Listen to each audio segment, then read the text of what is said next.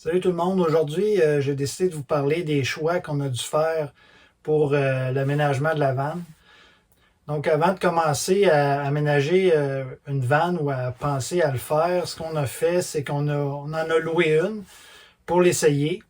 Comme ça, on a pu voir des choses qui nous intéressaient, d'autres moins, qui nous convenaient, ceux qui ne nous convenaient pas, le type d'aménagement.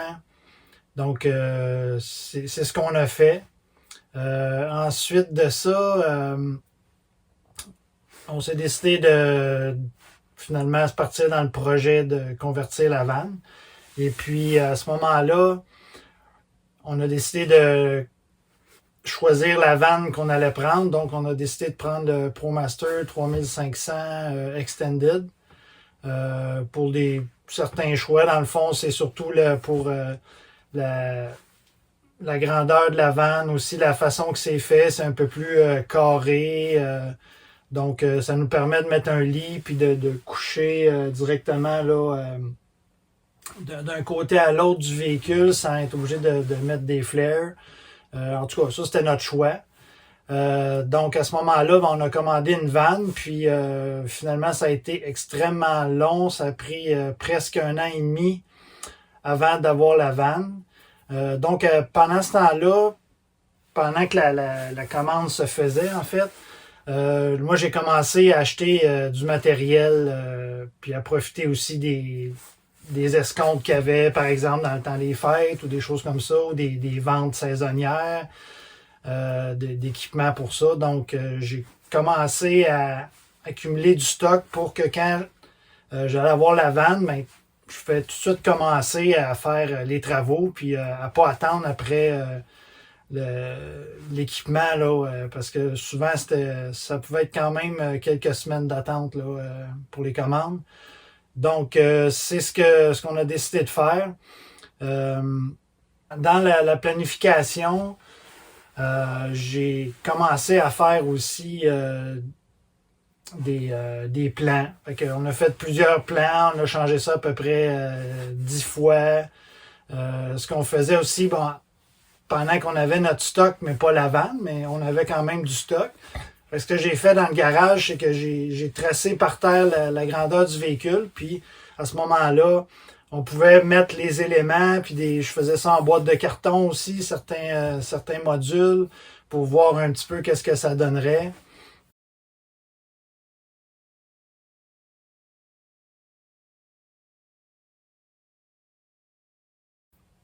Donc, à ce moment-là, on pouvait voir aussi si ça pouvait fonctionner ou pas, parce que c'est sûr que quand t'as pas la vanne, ben c'est difficile de pouvoir s'imaginer un petit peu là, comment aménager ça correctement, puis que ça fasse l'affaire aussi. Donc, ce qu'il faut tenir en compte aussi, ce que j'ai un petit peu oublié au début, c'est le poids.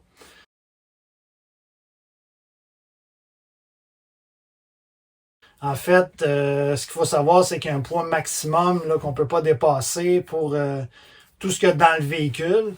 Donc, j'avais quand même une idée du poids, mais évidemment, tant que je n'ai pas commencé à la peser une première fois, ben, je ne pouvais pas vraiment savoir où j'étais rendu. C'est sûr que on a fait des choix aussi au niveau des matériaux. On voulait quelque chose de quand même solide qui pouvait résister à l'humidité, à la chaleur, au froid. Donc, on a décidé d'y aller avec du merisier russe là, pour ce qui est de tout le bois, les cabinets, le plafond et tout ça.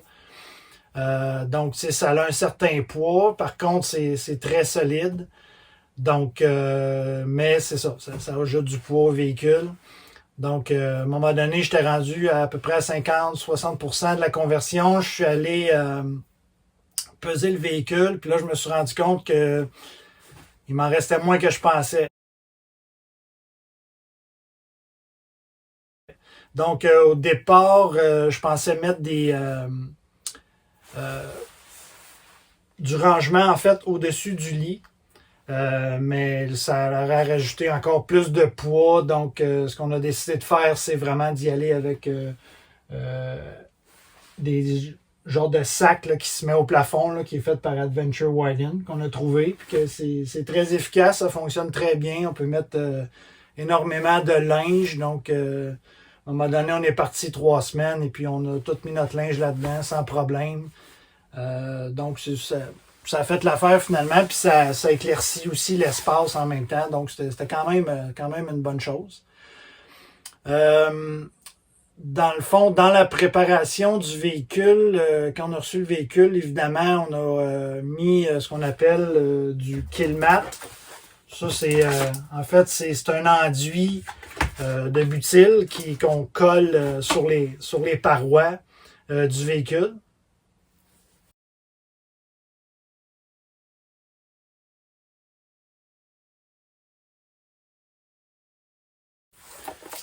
Et puis à ce moment-là, ben ça l'aide à vraiment, ça l'aide pour le son. En fait, c'est que c'est moins, il y a moins de réverbération de son. C'est sûr que c'est comme une canne de tôle vide en fait. Là. Fait que c'est sûr qu'en mettant du Killmat comme ça, mais ça l'aide là, pour le son. Donc aussi, ce qu'on a décidé de faire aussi, c'est d'isoler la vanne. Là, il y a plusieurs sortes d'isolants qui existent. Nous, ce qu'on a choisi, c'est du Tinsulate. En fait, ça vient en rouleau, puis c'est quand même relativement facile à installer là, avec une colle en spray là, 3M. Puis, moi, ce que j'ai fait, j'ai mis 2 épaisseurs, en fait, là, sur les murs, le plafond et tout ça. Évidemment, dans les canalisations là, de structurelles, on a évidemment juste mis une épaisseur là, qu'on doit ficher dedans. Mais ailleurs, on a mis 2 épaisseurs là, d'isolant, Tinsulate. Aussi, ce que je dois dire, c'est qu'il y a certaines parties des travaux que j'ai pas fait moi-même, que je voulais pas faire parce que j'étais pas à l'aise avec ça. Par exemple, les fenêtres, il n'était pas question que j'installe des fenêtres me connaissant, là, je peux faire des gaffes. Donc, puis une fois que tu as coupé de la tôle, c'est dur de revenir en arrière. Donc, je voulais pas toucher à ça. Fait que toutes les fenêtres ont été installées là, à la compagnie qui aménage des vannes. Aussi, ce qu'ils ont fait, c'est qu'ils ont installé les 2 MaxFan au plafond. Donc, ils ont fait les trous, ils ont installé ça. Le support de toit avec les panneaux solaires également, ils ont fait ça. Puis, le plancher. Je voulais être sûr que le plancher soit bien fait, bien isolé. La technique qu'ils utilisent est numéro 1. Et puis, évidemment, la banquette rétractable qu'on a fait installer, en fait, pour que ce soit sûr que ce soit certifié Transport Canada. Donc, ils ont changé l'étiquette du véhicule. Maintenant, le véhicule est un 4 passagers au lieu de 2 passagers. Donc, essentiellement, là, c'est ça. Puis aussi, le système de chauffage Espar, j'ai fait installer. Je l'ai acheté le système, mais je l'ai fait installer par quelqu'un de professionnel, puis d'agréé pour ça, pour faire ça, pour avoir la garantie aussi. Donc, essentiellement, c'est ça. Le reste, on a tout fait ça nous-mêmes, là, ma conjointe et moi. Et puis, dans le fond, c'est pas mal ça pour ce qui est de la préparation du véhicule. Donc, dans les autres choix qu'on a fait, c'est il y a le système électrique et en fait, il faut évaluer ses besoins, il faut évaluer combien d'énergie qu'on va avoir besoin, dépendamment si on a un micro-ondes, un four, un frigo 12 volts, etc. Le chauffe-eau, s'il est électrique ou au gaz ou peu importe. Donc, nous, on a choisi de mettre aucun appareillage au gaz dans la vanne. Par contre, on a dû mettre un plus gros système électrique pour convenir à nos besoins. Parce qu'il y a des choses qu'on a choisi d'avoir, comme un four micro-ondes. Donc, c'est important pour nous là, d'avoir ces appareils-là. Aussi, on voulait énormément d'autonomie. Donc, c'est pour ça qu'on a mis plus de panneaux solaires. On a une plus grosse banque de batteries. Ce qui nous permet, sans être obligé de se brancher partout, là, d'être autonome au moins 4-5 jours facilement là, en prenant des petites douches, des servant du four, etc. Puis quand on roule, si on roule le jour, mais ça recharge les batteries. S'il fait soleil, ça recharge les batteries. Donc, honnêtement, on n'a jamais eu de problème, là. On n'a jamais manqué d'énergie là, comme telle. Là. Puis on ne va pas vraiment dans les campings non plus. Donc, puis aussi, en fait, ce que j'ai oublié de dire tantôt, c'est que dans la préparation, ce que j'ai fait, c'est que en attendant d'avoir la vanne, c'est que j'ai fait des modules. Donc, j'ai préparé le module électrique avec tout ce qu'il y avait à faire dedans. Comme ça, une fois que j'ai la vanne, mais j'ai juste pu mettre le module dedans. Même chose pour le système de plomberie. J'ai tout mis ça dans un module avec la pompe et tout ça. Puis là, dans le fond, j'ai tout préparé ce que je pouvais faire à l'avance avant d'avoir la vanne.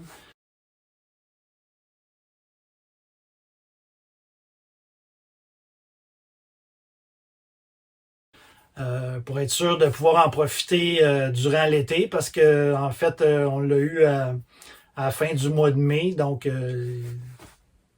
en fait le 24 juin, là, on l'a sorti pour la première fois là, pour s'en aller dans le congé, durant le congé. Donc c'est ça, ça a été assez court là.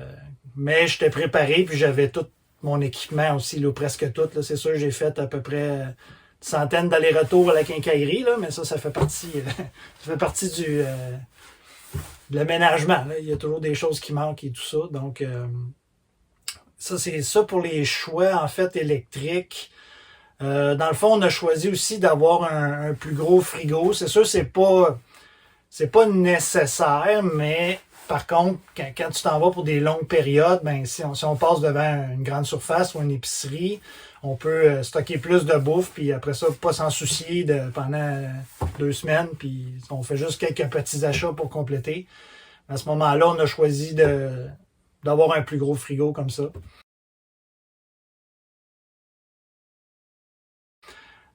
Oui, c'est plus pesant, ça prend un peu plus d'espace, mais bon, on s'est arrangé comme ça.